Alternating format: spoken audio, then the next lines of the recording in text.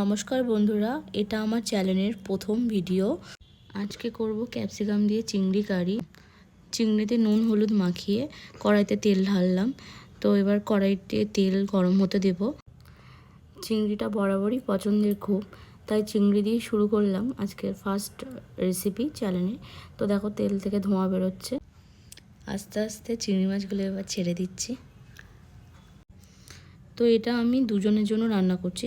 চিংড়ি মালাই তো আমরা সবাই খাই, এটা ডিফারেন্ট ওয়েতে রান্না করছি ক্যাপসিকাম মটরশুঁটি দিয়ে। তো চিংড়ি মাছগুলো এবার লাল লাল করে ভেজে নেব।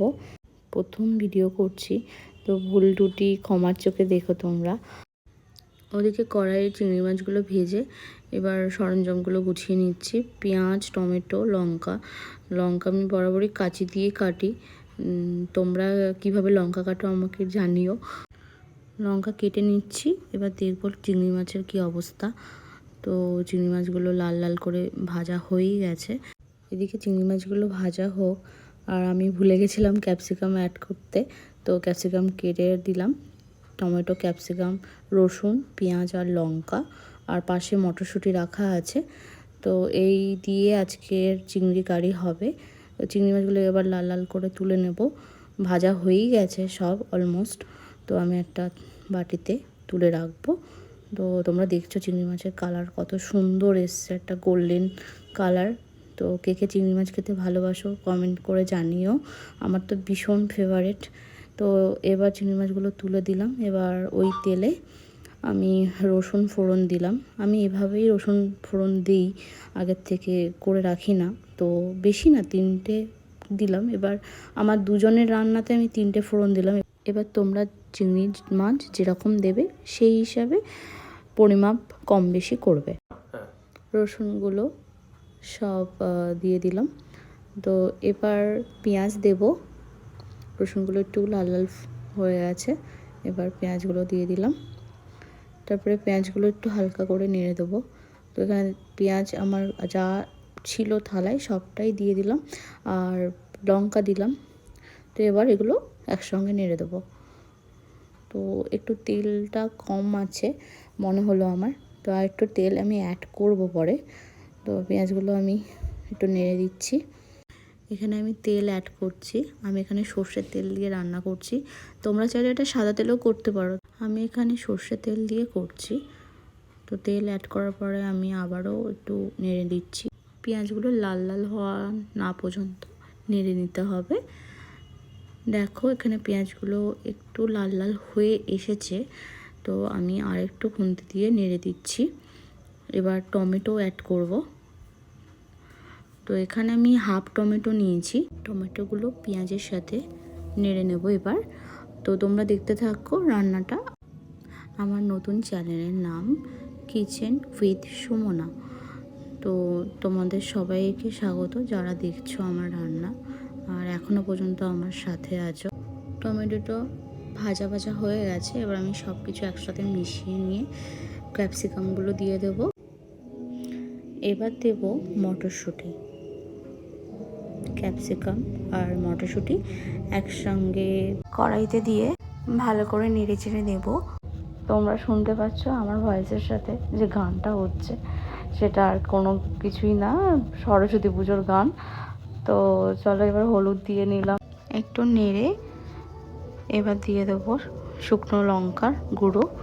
তো তোমরা যারা শুকনো লঙ্কা পছন্দ করো না তারা এটা অ্যাভয়েড করতে পারো। আমি বেসিক্যালি এটা কালারের জন্য দিয়েছি, তো অল্প দিলাম যেহেতু কাঁচা লঙ্কা দিয়েছি আগে। তো সেটা দিয়ে সবটা নেড়ে নিয়ে আমি এবার দেব জিরে গুঁড়ো। কি সুন্দর কালারটা এসছে না?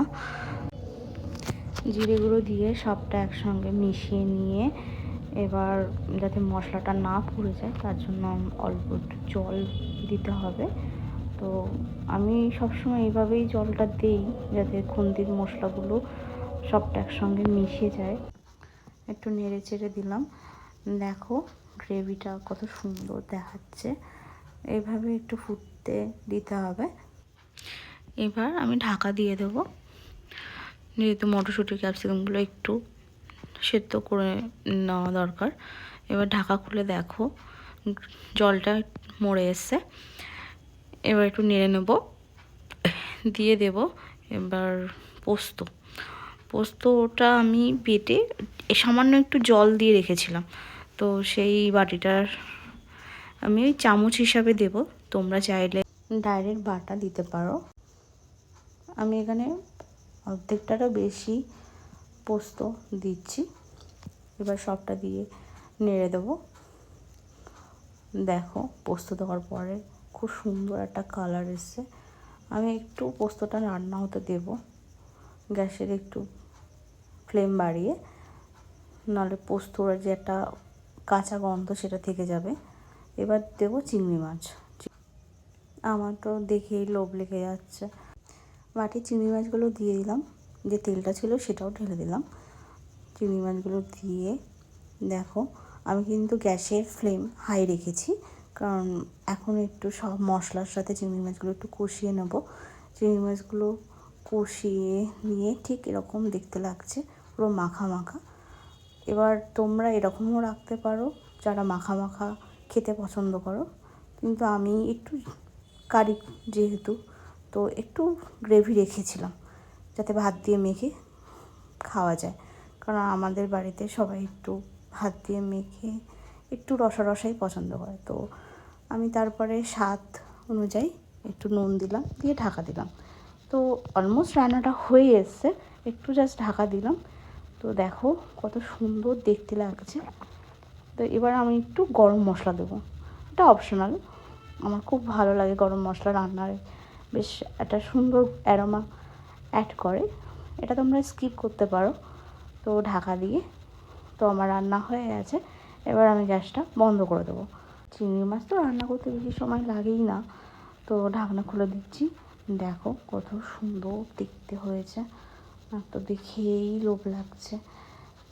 মনে হচ্ছে আবার আজকে চিংড়ি মাছের রান্নাটা করি। তো আমি কড়াইয়ের থেকে পুরোটা ঢেলে নিলাম। তোমরা দেখতেই পাচ্ছ কত সুন্দর হয়েছে।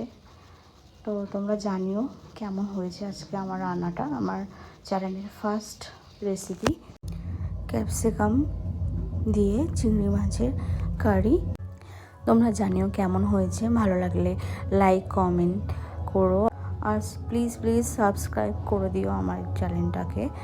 তো এই দেখো এখন ভাতের সাথে গরম গরম চিংড়ি মাছের কারিটা ঢেলে নিচ্ছি। তো তোমরাও এটা ট্রাই করতে পারো, ট্রাই করে অবশ্যই জানিও কেমন হয়েছে। আমি তো রান্না করেই আগে আমার বরকে খেতে দিয়েছি, তো ভীষণ ভালো রিভিউ দিল যে খুবই ভালো হয়েছে। তোমরাও এটা ট্রাই করতে পারো তোমাদের বাড়িতে, আর জানিও কেমন হয়েছে। আজকে এই পর্যন্ত, আবার আসবো অন্য কোনো ভিডিও নিয়ে খুব তাড়াতাড়ি। ততক্ষণ পর্যন্ত টাটা, বাই বাই।